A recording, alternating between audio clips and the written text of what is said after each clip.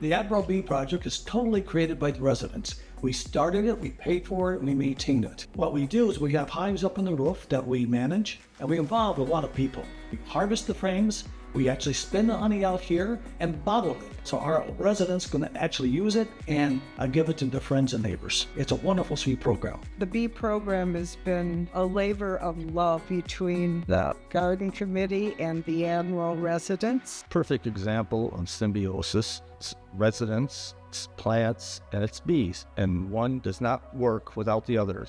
The Admiral Bee program is so amazing because it utilizes and gives opportunities to our residents across the continuum of care and gives them value and purpose and meaning.